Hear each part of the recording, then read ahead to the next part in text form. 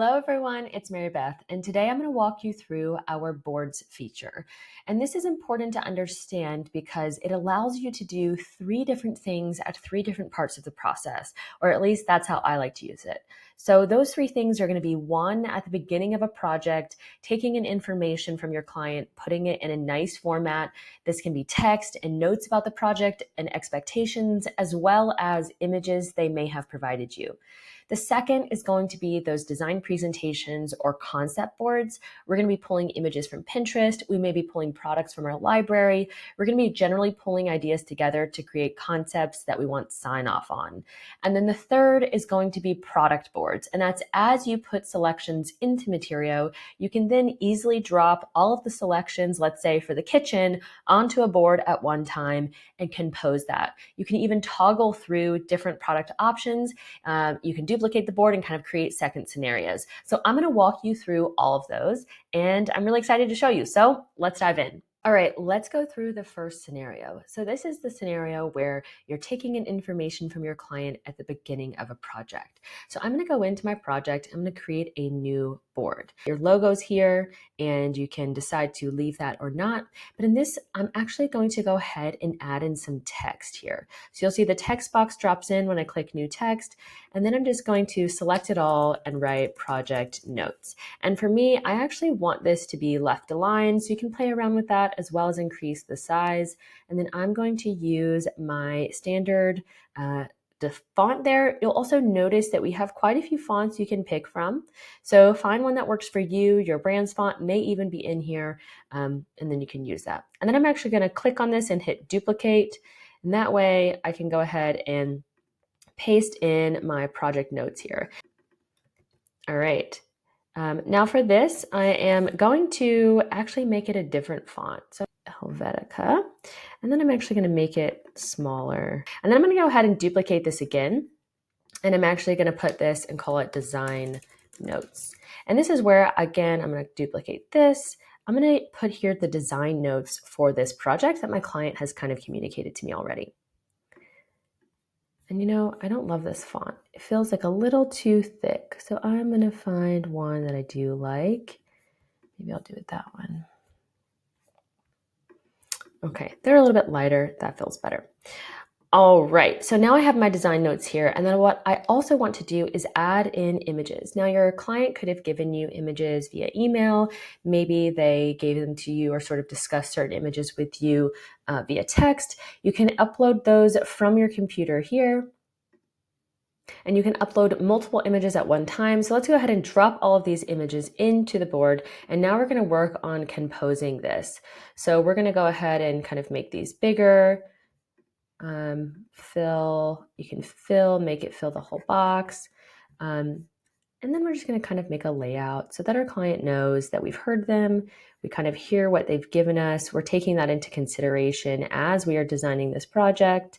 And then also you can always bring in images from your library. So what I like to do is under accessories, because it's the first one in the clipper, I like to have a group called inspiration. And I go to Pinterest and I just clip things, or from the internet, I clip things into this inspiration folder. So let's go ahead. I want to drop this one in as well. I like that one, and we had discussed this option for the office.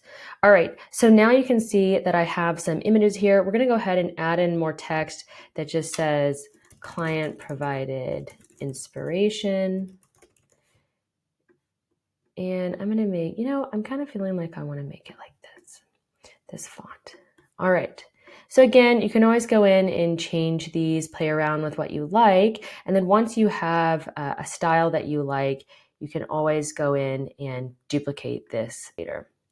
All right, so now we have our board with our project notes, our design notes, and our client provided inspiration.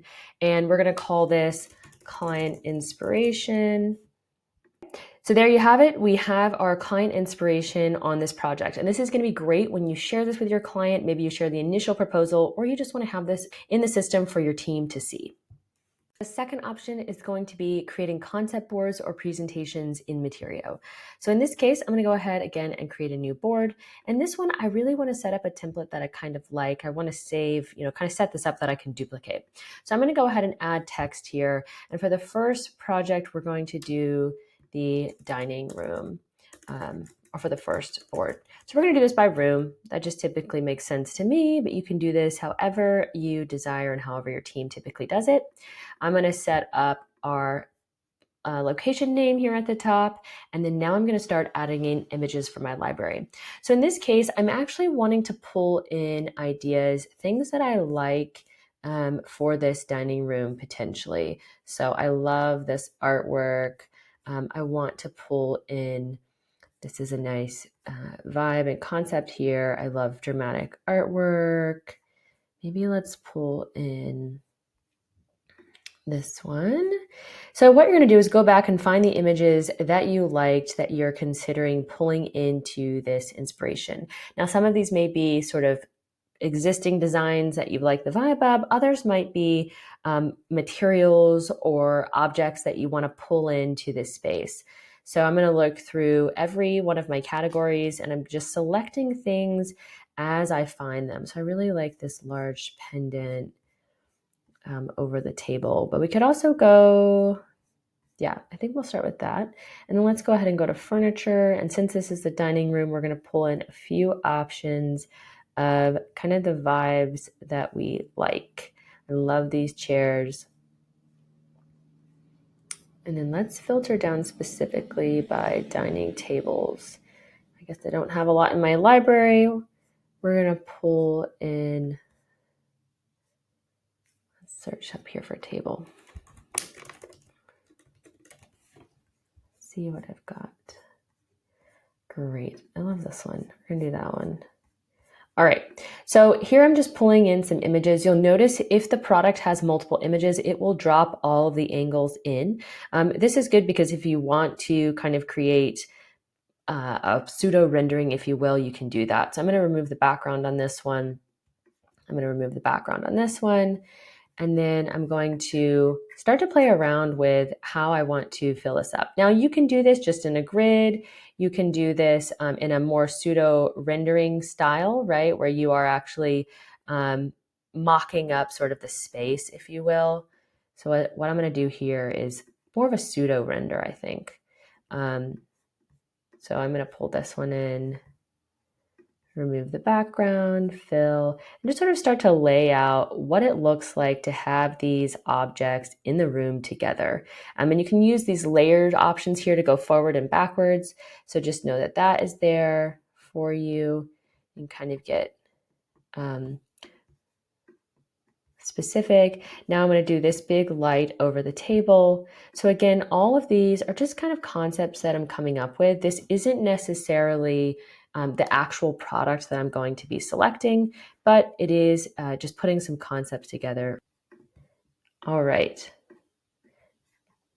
Now don't judge my designs too harshly today. We're moving kind of fast here, but this is where we can sort of come together to present this idea of a pseudo render.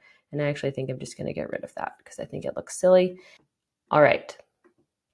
So we have a vibe that we're going for here. We're going to save this. Again, I'm pulling in a combination of inspiration images, actual products from my library, and then I'm going to hit save and we'll do dining room.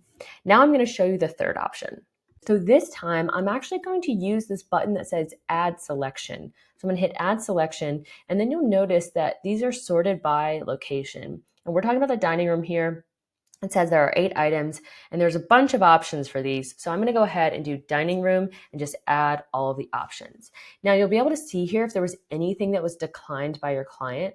And so we want to toggle to the option that was not declined. We're going to go ahead and remove that background.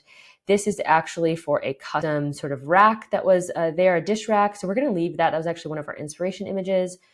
Here we have a rug. So we're going to go ahead and rotate this, and we're going to sort of do what we did last time, which was create this pseudo rendering. And then I'm going to show you what's really different about this versus when you are just doing the rendering. And we'll do the cool thing again is that I have these here, but I have multiple options.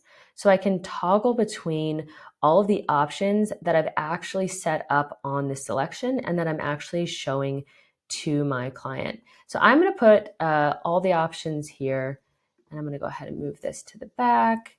You can duplicate these just like you can images. So you may want to place, multiples of them around the table. And I don't really, let's see if we like, yeah, I like this rug better. All right, so we're gonna put this one back. All right, this is shaping up. So we're gonna go ahead and look at these options. And this is where you can kind of decide what you maybe wanna put as your best foot forward. This also helps you understand more about the options that you've put into the project and how it's gonna work. And you can duplicate these, like I said, to kind of create pseudo renderings, if you will. So if you have this large terrazzo tile, you can just kind of create a pattern out of it if you want to. You have very exact placement, and so that is an option. And then we're gonna go ahead and we're gonna look at the sconces that we have in the room. And let's just say these are actually, there's gonna be 2 of those. So let's duplicate, and they're gonna be in the room like that. All right, so we can also come in and add some specific text if we'd like. So let's say, this is custom art. Maybe this is something we wanna add in. We can duplicate this. We wanna say, light wood chairs. And so you can kind of add some color to your project and add some descriptions if you want. We definitely want to call out this millwork. It's going to happen here. So you can see that we've started to play around with what this looks like. We've got our product board here, and now I'm going to show you what this looks like when you hit save. So the difference in this, because this is an actual product board, is that now when I click on these items, you can see that it links me to the actual products that I have here. So if my client were to come in and view this product board when I shared it with them, it would allow them to link directly to the item. Now, of course, the client is going to have a different view. We can view this as the client.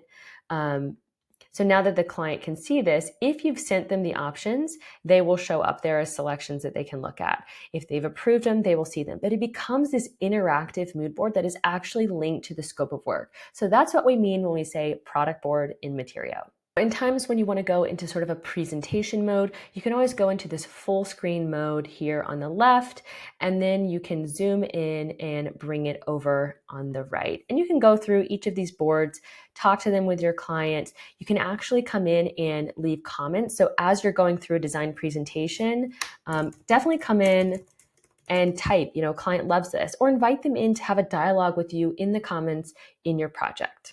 All right, that is our updated boards feature. If you haven't played around with it, definitely do. Again, what we can do here is initial project notes and intake, adding an inspiration so that your client knows you've heard them. You can do these concepts and these design presentations right inside of Materio. And then last, you can take actual products that you've sourced and you can put them all together, and your clients can engage with them, your team can engage with them, and they're connected to the actual work that you're doing. So we hope this is helpful. If you have any questions about boards, any specific request, you can always email us at hello@materio.co.